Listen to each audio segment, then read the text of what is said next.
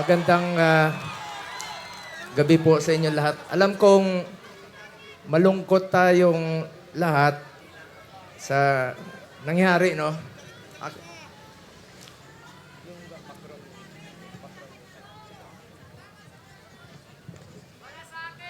Alam nyo, kwento ko lang po sa inyo ang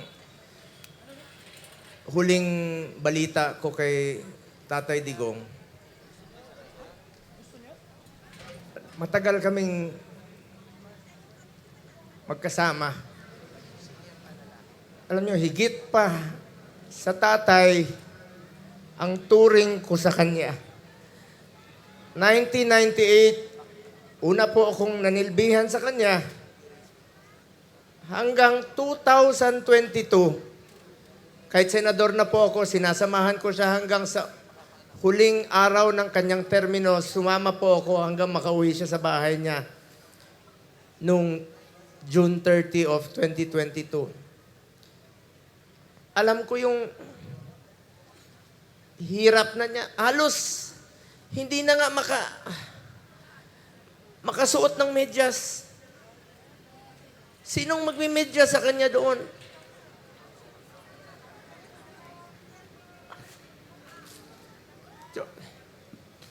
Yung sinabi ko.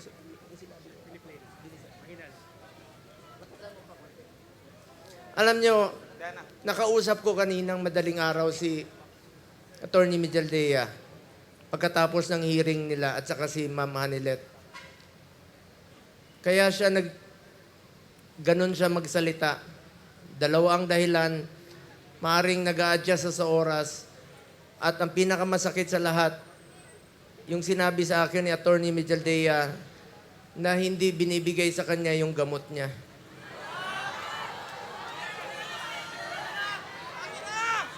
Alam niyo ba, hindi nga niya alam kung ano yung gamot na iniinom niya, binibigay sa kanya ng nurse niya.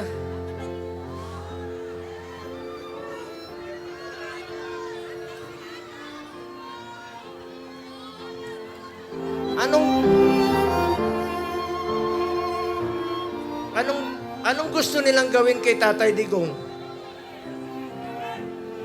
Kung kaya nilang ipadala si Tatay Digong doon, gawan nyo ng paraan paano siya ibalik dito.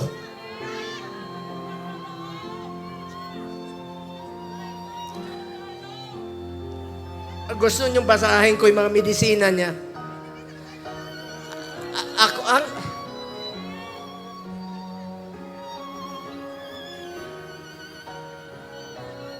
Minsan nagtitwitch yung kamay niya, sabi ni Bingbong kahapon.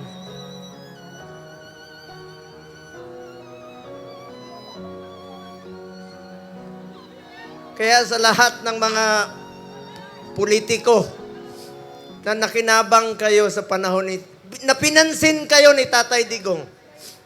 6 na taon kayong pinansin ni Tatay Digong. Yung iba dyan, pinupuntahan pa namin yung birthday. Makakatulog pa ba kayo? Tulungan nyo naman si Tatay Digong.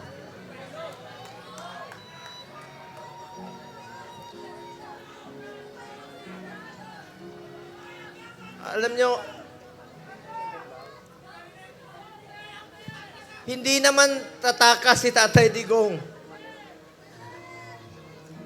Nung Sabado, maraming nagpapayo sa kanya. Kami, sinabihan namin, Tatay Digong, pagpaliban mo muna. Pagpaliban mo muna yung pagpapauwi mo rito. Alam ni Ma'am Hanilet yun, alam ni Iyes yun, alam na mga kasama niya. Dahil meron na pong threat sa kalusugan niya, sa buhay niya. Hindi natin alam eh. Pero mas pinili niyang umuwi at harapin. Ibig sabihin nun, hindi tatakas si Tatay Digong. Hindi tatakbo si Tatay Digong na hindi lang niya kayang tumakbo. Nakasungkod. Kaya pa ba niya tumakbo? Mga politiko, nananawagan ako sa inyo. Pinansin namin kayo sa 6 na taon, hindi namin kayo pinabayaan. Tulungan nyo naman si Tatay Digong. Tulungan niyo naman. Nangungulila lahat. Alam niyo, hindi, pagdating niya, ako mismo, meron na akong pass para sunduin kasama ko yung 3 doktor niya. Dahil schedule po siya magpa-check up sa Cardinal Santos. Pero, bagamat, since 2022, di na kami alam niyo, 1998 hanggang 2022, halos araw-araw kami magkasama. 360 days, out of 365 days, magkasama kami. Noong 2022, may trabaho na po ako bilang senador, hindi na ako nakakasama sa kanya.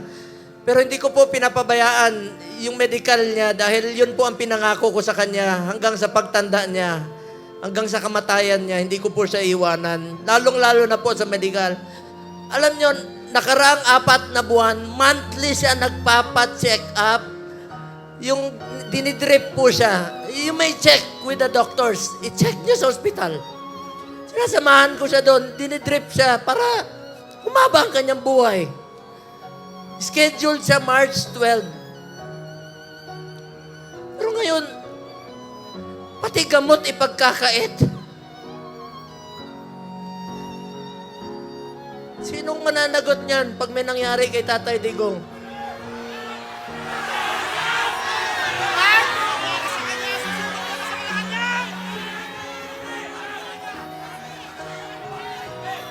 February, umpisa nung December, diyan sa Cardinal, sinamahan ko siya. Kasama si Ma'am Hanelet.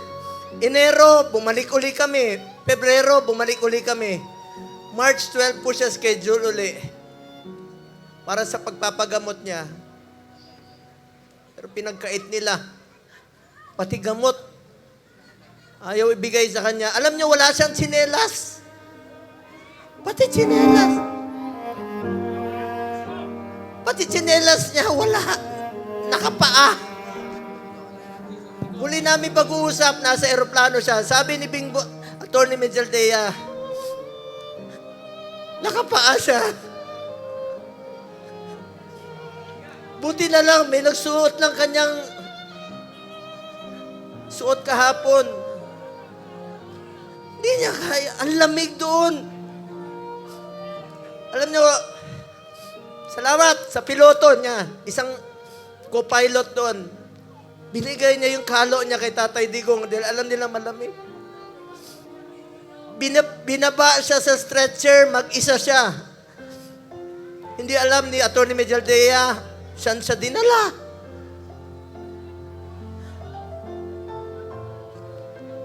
Alam ko nangungulila kayo, nakausap ko si Kitty kahapon.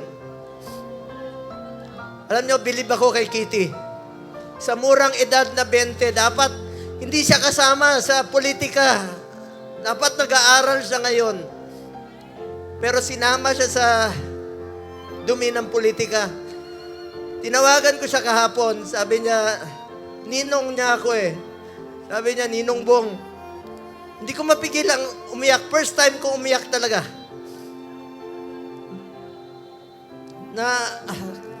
Kausap siya. Sabi niya sa akin, Ninong, ikaw na muna ang tatay ko. Dahil wala na akong tatay.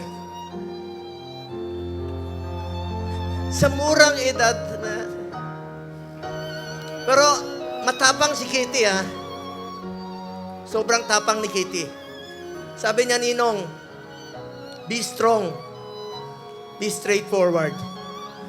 Ito yung panahon na magkaisa ang Pilipino. Magkaisa tayo para kay Tatay Digong. Nakikiusap po ako, manghinahon po tayo. Huwag po tayo gumawa ng bagay na ibabalik sa atin.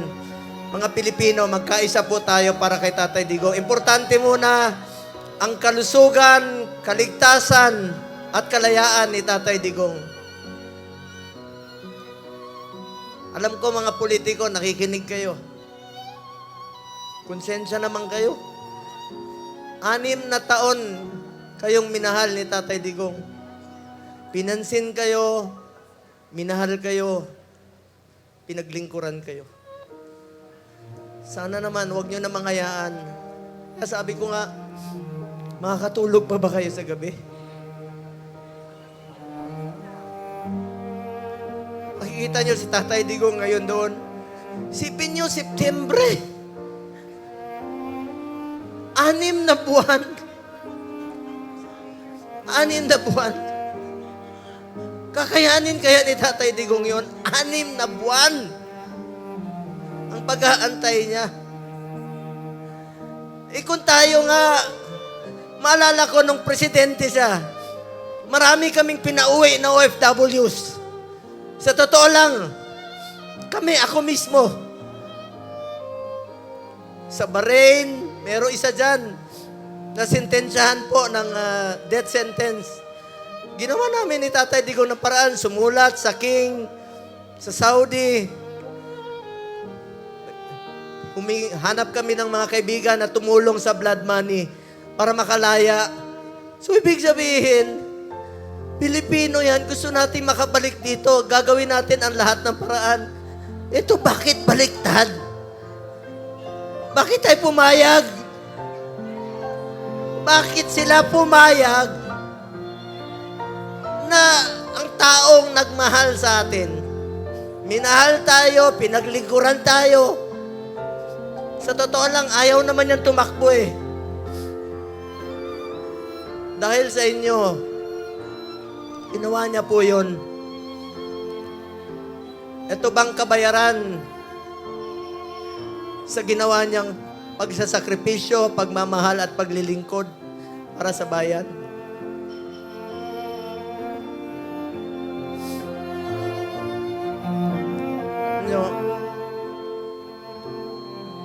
Mga kababayan ko,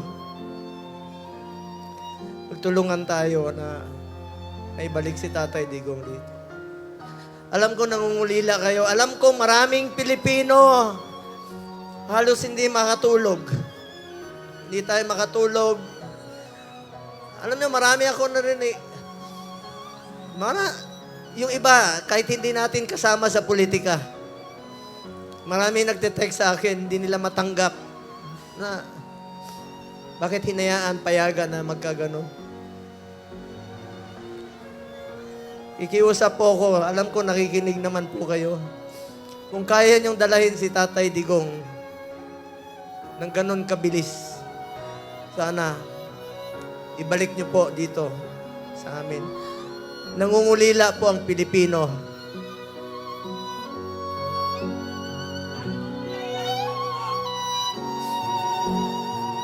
Sa mga kapatid ko Muslim, sa lahat, Basilan, Holo, Zamboanga, sa Mindanao, salamat sa inyong suporta.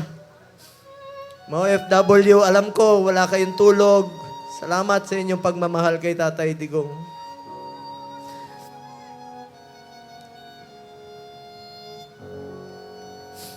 Mga taga-Bisayas, alam ko mahal na mahal niyo mga Bisaya. Salamat. Kahit dito sa Luzon, alam ko nangungulila tayo. Dasal po tayo. Please lang, yan lang po ang pakiusap ko sa inyo. Sana, huwag siya pabayaan ng Panginoon. Ako po ay natatakot. Natatakot sa kanyang kalagayan. Sanay po siya na inaabot sa kanya ang lahat. Damit, pagkain, itong medisina po.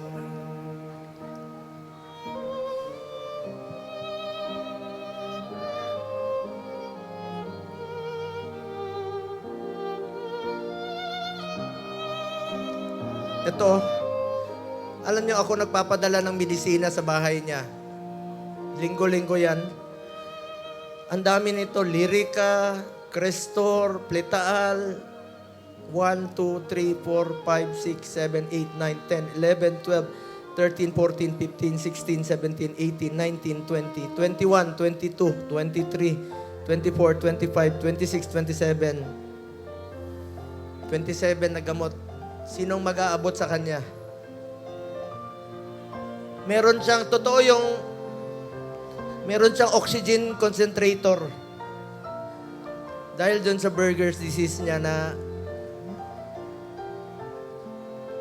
80 years old, kukulong nyo pa. Sa banyaga pa.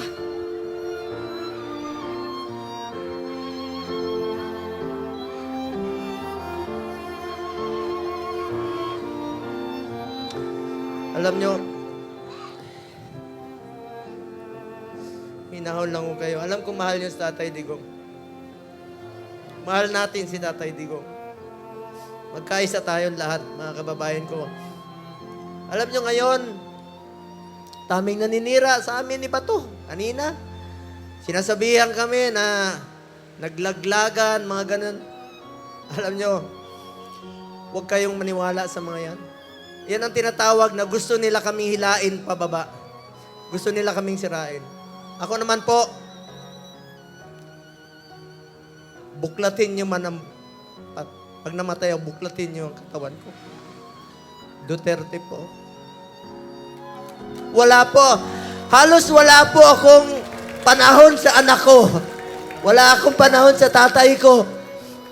Si Tatay Digong na po ang naging tatay ko from 1998 hanggang 2022. 24 years yan, araw-araw kami magkasama. At sinabi ko sa kanya, Tatay Digong, hanggang kamatayan mo, hindi kita pababayaan. Lalo na sa medical mo. Ngayon, sino na po mag-aabot ng medisina niya?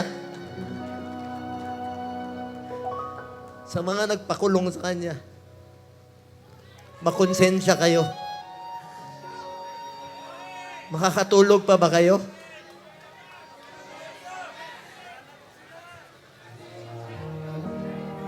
Para nyo kaming kinuna ng Ama.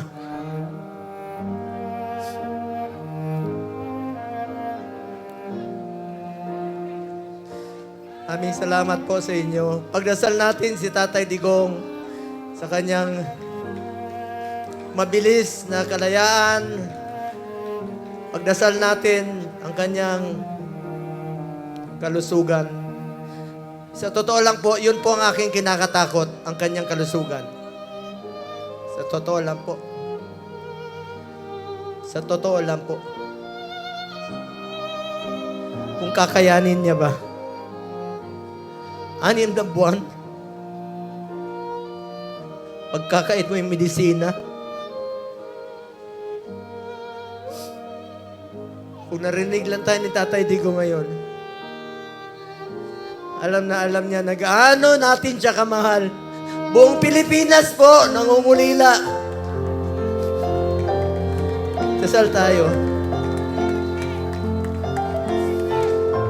Duterte! Duterte! Duterte! Duterte!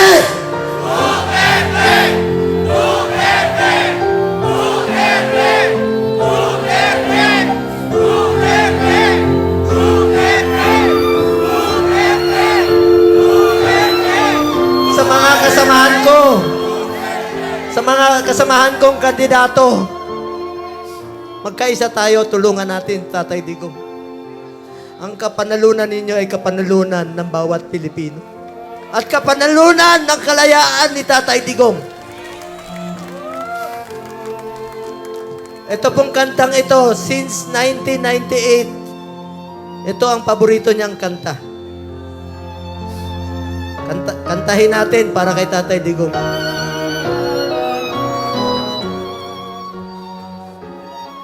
Isa po itong spiritual song na naglalarawan sa tiwala ng ating Tatay Digong sa Panginoon. Lahat po ito'y destiny.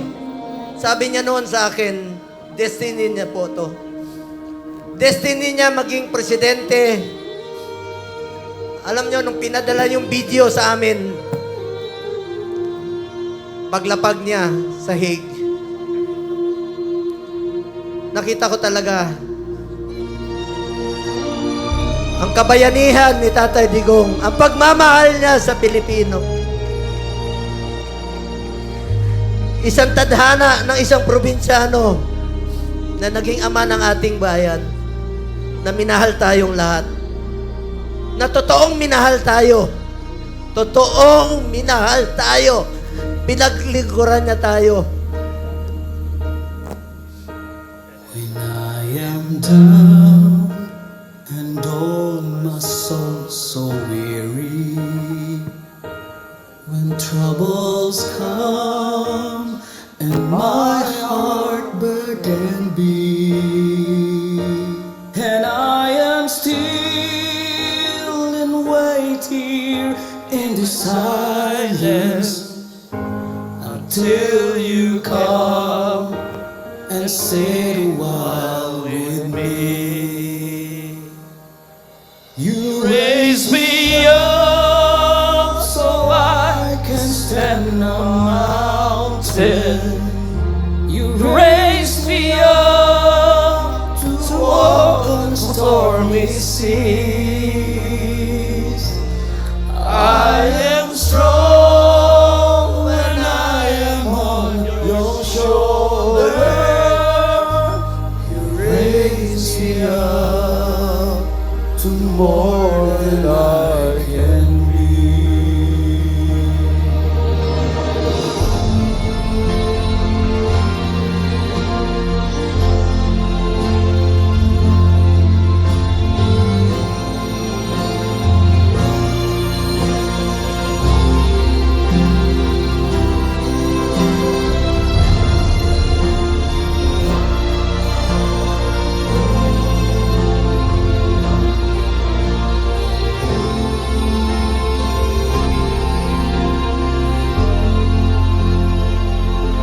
You raise me up so I can stand on mountains.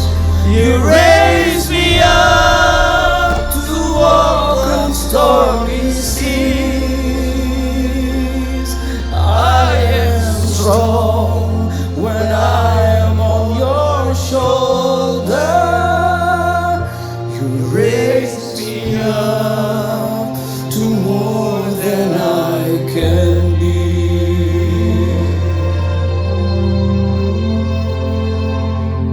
You raise me up so I can stand on mountains. You raise me up to walk on stormy seas. Stormy seas. I am strong. I am strong.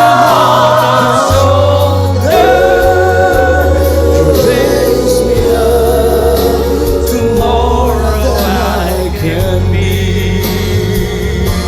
You raise me up so I can stand on mountains. You raise me up to walk on stormy seas. I am strong when I am on your shoulder. You raise me up to more than I can be.